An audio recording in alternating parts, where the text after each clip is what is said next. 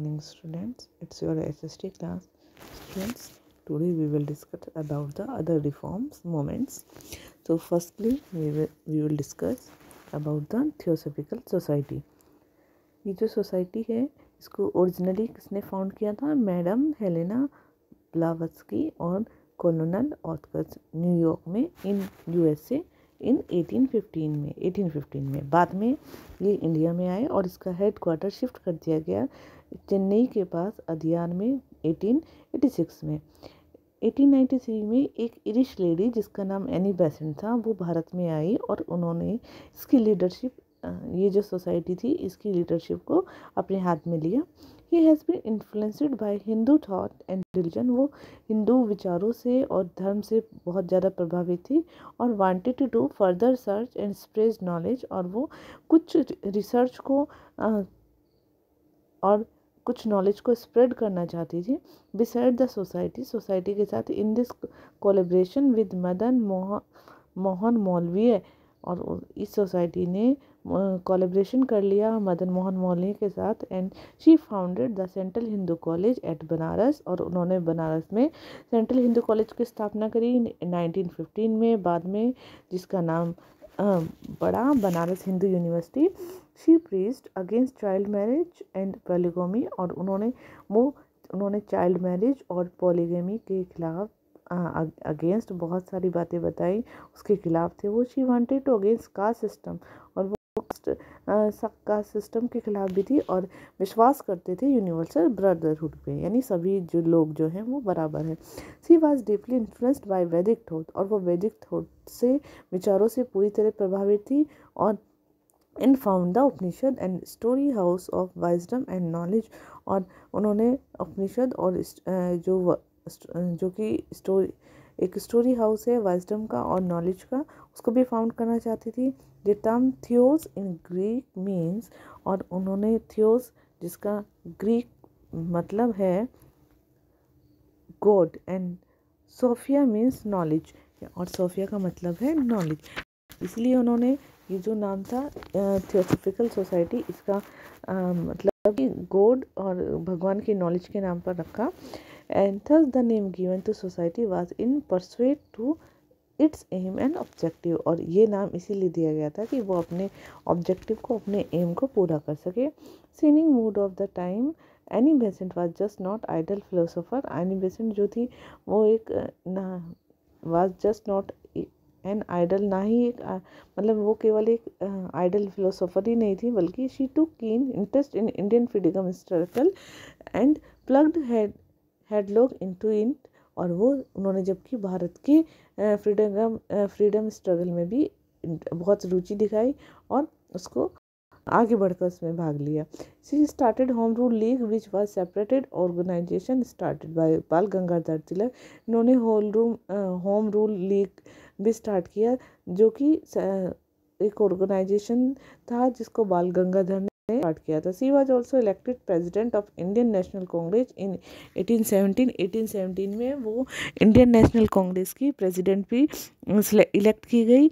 Not to be left behind on literary front, she also wrote a book and title how India fought for freedom. बस केवल इतना ही नहीं अपने पीछे छोड़ा, बल्कि उन्होंने लिटरेरी वर्क में भी वो सामने आई। उन्होंने एक बुक लिखी जिसका नाम लिख दिया उन्होंने कि how India fought for freedom, India किस तरीके से अपनी आज़ादी के लिए लड़ी।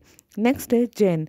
Bharat Jain Mahamandal was one of the most powerful organization. Bharat Jain Mahamandal जो है एक बहुत ताकतवर ऑर्गेनाइजेशन है, जो कि working not only for gents, ना केवल जेंट्स के लिए काम कर रहा था, बल्कि ये जो बाकी कम्युनिटीज़ हैं उनको आगे बढ़ाने के लिए भी काम कर रहा था।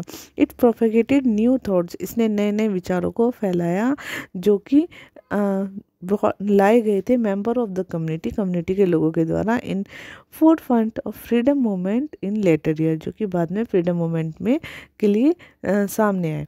अदर कम्युनिटीज़ जैसे कि क्रिश्चियन भी made effort toward internal reforms, Christians ने भी इंटरनल रिफॉर्म्स में लाने में बहुत ज़्यादा अपना एफर्ट दिखाया।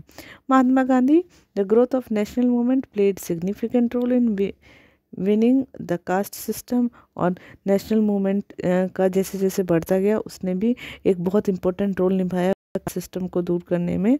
ऑल हिज लाइफ, अपनी पूरी लाइफ में गांधी जी की एबोलिशन ऑफ अनटचेबिलिटी, पूरी लाइफ में उन्होंने अनटचेबिलिटी को दूर करने के लिए आवाज़ उठाई। And in the four front of his public activities के साथ उन्होंने पूरी इस अनटचेबिलिटी को दूर करना चाहते थे। 1932 में उन्होंने ऑल इंडियन हरिजन संघ की स्थापना की इसी पर्पज़ से, ठीक है, कि ये जो एबोलिशन, इसको जो कास्ट सिस्टम में इसको दूर किया जा सके। He also adopted Harijan girls as his daughter, उन्होंने अपनी डॉटर के तौर पर एक हरिजन गर्ल को भी अडॉप्ट कर लिया था। ही lived among the untouchables and named them Harijans, और वो अनटचेबल्स के साथ रहे और उन्होंने जो हरिजन्स हैं, हरिजन को भी चाइल्ड ऑफ गॉड का नाम दिया। उन्होंने कहा ये जो हरिजन है ये चाइल्ड ऑफ गॉड है, तो इनको इसीलिए हरिजन का नाम दिया गया है। नेक्स्ट है Bhimrao Ambedkar. Bhimrao Ambedkar was born into Mahar family. Bhimrao Ambedkar का जन्म एक महार फैमिली में हुआ था, one of the schedule caste, जो कि एक शेड्यूल कास्ट फैमिली थी। Devoted the entire life to fight against caste system, जिन्होंने अपनी पूरी फैमिली कास्ट सिस्टम के खिलाफ फाइट करने में, लड़ाई लड़ने में लगा दी। He experience some of worst forms caste prejudice since early childhood, और उन्होंने बहुत सारे एक्सपीरियंस को फेस किया था जो कि प्रीजुडिस यानी अपने बचपन में ही जो पुरानी बहुत ही भयानक कास्ट को लेकर जो एक्सपीरियंस थे, यानी उन्हें बहुत ही अच्छे एक्सपीरियंस नहीं रहे बचपन में उनके साथ भी उन्होंने वो सारे एक्सपीरियंस फेस किए थे। He was forced to sit outside the classroom when he was in school, जब वो स्कूल में थे उनको फोर्स किया गया अपने क्लासरूम से बाहर बैठने के लिए। He was not allowed to drink water from the tap, और उनको उस टैप से पानी पीने की परमिशन नहीं थी जिसको कि बाकी अपर क्लास के कास्ट के जो स्टूडेंट्स थे, बच्चे थे, वो यूज़ करते थे। He finished his schooling and got fellowship to go to the USA for higher studies.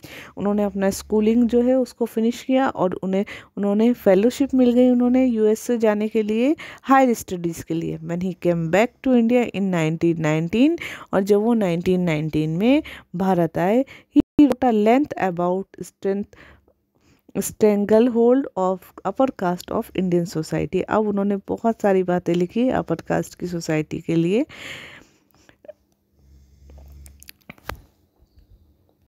कि किस तरीके से इस सोसाइटी ने अपने आप को, इस सोसाइटी ने बाकी लोगों को जकड़ा हुआ है। अपर कास्ट का सिकंजा किस तरीके से पूरी सोसाइटी के ऊपर है।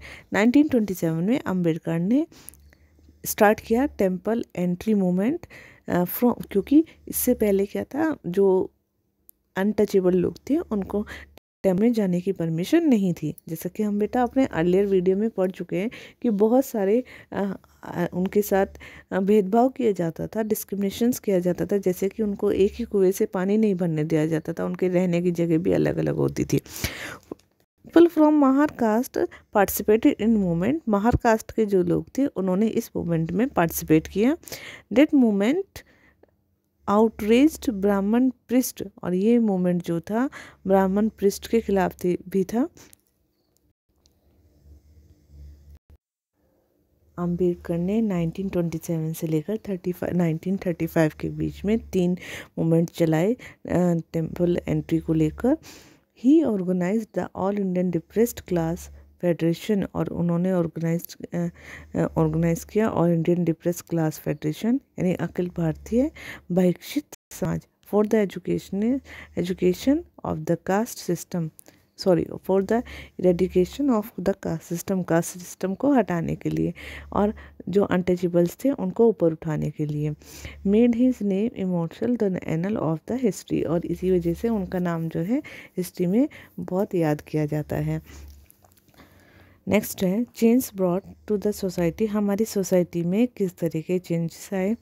The religious and social reforms played key role in enlightening people of India, जो बहुत सारे रिलीजियस, धार्मिक और सोशल रिफॉर्म्स हुए, उन्होंने एक भारत जो इंडियन सोसाइटी है उसमें एक बहुत बहुत ज़्यादा की रोल प्ले किया है, यानी बहुत ही एक इम्पोर्टेंट रोल प्ले किया है।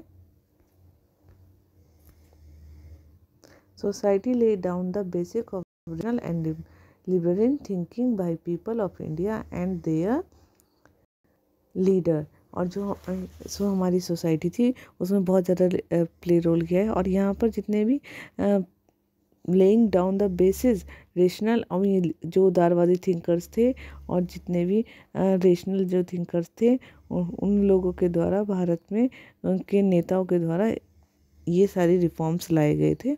The leader of freedom movement, जो फ्रीडम मूवमेंट के लीडर थे, played a significant role in bring pressure on the British government. और उन्होंने एक फ्रीडम मूवमेंट प्ले में बहुत इम्पोर्टेंट रोल प्ले किया, और ताकि वो ब्रिटिश गवर्नमेंट के ऊपर प्रेशर डाल सके इस तरह के चेंजेस लाने के लिए। यानी इतना इजी नहीं था ये जो चेंजेस आए उनको लाना।